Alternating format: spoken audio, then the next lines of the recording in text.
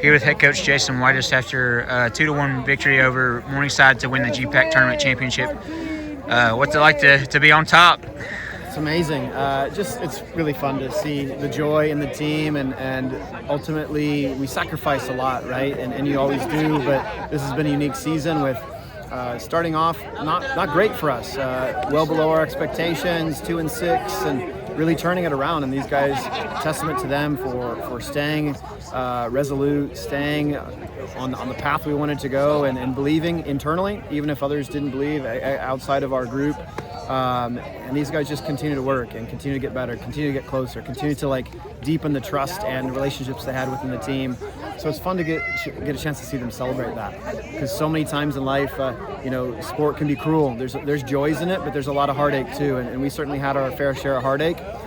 So it's really fun to just get the opportunity to have this game, to host it, and then to win it. And now to a chance to go into national. I was just so happy for these guys. So happy for the coaches that we have, the assistant coaches. They've really worked hard to help get us here, and it's fun. Yeah, obviously you've kind of mentioned over and over the championship mindset, also just being uncommon. Obviously, when you start 2-6, that's it's not fun, but yet you guys kept it together and have went 10-2 since. So how do you just kind of describe how that is, what happened basically?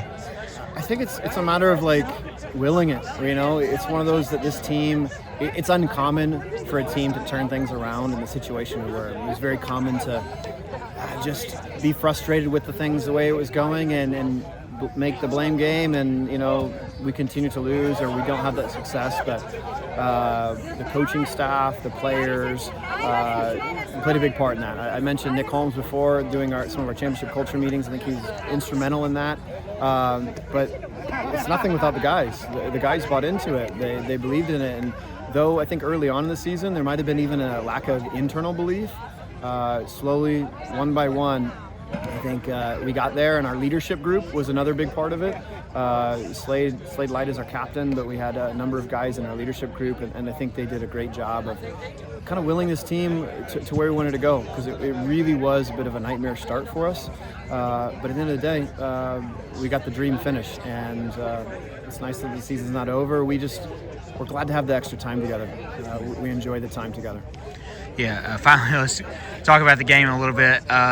So obviously you guys were pretty stout defensively. I think their first shot on goal was their first goal, which was in the 70th minute of some sort. So, what was kind of the game plan going into the match to be able to slow down their offense, but also, attack on the offensive end? It's not easy. Morningside's they're a really good team. They're towards the top of the conference in shots per game and all those things, so they create chances. And for us I didn't realize that it took till the 70-some minute for them to have a shot on goal. It was a lot of hard work. I mean, first off, they're very tactically adaptive, and they adapt a lot within matches too. So we knew that we had preparation, but to expect the unexpected and expect them to change, and they did within this match too. They changed their shapes, and they make it hard on their opponents. And ultimately what happened was we just tried to execute the simple things at a high level: winning headers, blocking shots, getting goal side, all the very basics. Today it was not us about doing extraordinary things, it was about doing the ordinary things at an extraordinary level. Yeah, obviously there's a couple guys you can pinpoint that really just kind of were difference makers, I guess, at the end. Obviously everyone is kind of basically in it, but how big was it for Oliver to get the assist and the goal as well, but then also Richie to get the game winner? And then I would say it just felt like Mike just kept putting it out of the box. And not that there weren't others, but just those were the ones that stood out from a fan's perspective, I guess. Yeah, and you're right. There's so many others. We could talk about every individual. I could talk about the individual on the sideline who were there lifting our teammates up and ready to be called upon when they were. But Mike had a big game back there. The rest of our back line had big games. So whether you're talking Maka or Mike or Adrian or Slade, and then Sean came in to the back line towards the end. Nico came in. They did an amazing job back there. And certainly that connection between Ollie and Richie, they knew each other before they came here, and that connection I think shows at times on the field, and today was one of those days. I think Ollie's probably had a couple of his better games the last couple games, and that's really what you need. You need guys to be playing at their best at this time of the season, and we've got a lot of guys I think on our team that are playing at their best, and ultimately our team's starting to play at our best too, and I'm excited to see what's to come. But yeah, that connection between Ollie and Richie, and Richie's a big-time goal scorer. I think he's a guy that easily could have had 20 goals for us this year. It didn't work out, mainly because he was banged up and had a lot of injuries, but still scoring at a really good rate for the minutes he had. And it's fun to see him have a big moment, because I think the team believes in him so much. Anytime he gets a chance, the team knows that this is a chance he can score. And it's fun to see him get that opportunity in that big moment and put it in the back of the net. Yeah. Lastly, obviously you get an automatic bid to the national tournament. How big is that for these guys? And just so it's like the growth amongst the team, obviously, because you had almost half newcomers. So like, how big is that just to going forward, but also just to, like you said, spend more time together?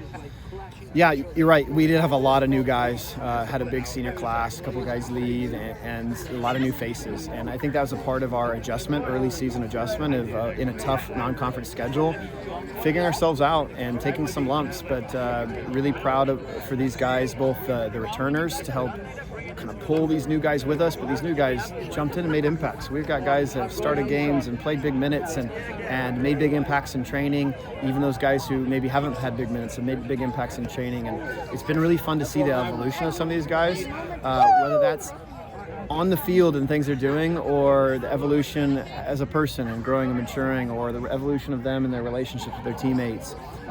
It's been really fun to see. So for us to make it to nationals, and that's where we wanted to be at the beginning of the season. That was our expectation. Certainly wasn't the path or the journey that we expected, but that's life sometimes. Sport is a microcosm of life, and we're very thankful. We're thankful to, again, have this opportunity, and thankful to be at nationals. But now our goal isn't just to get there and pat ourselves on the back. This team has goals to go beyond. We want to go, no matter who we face, can we go win that first game and then keep on doing damage from there.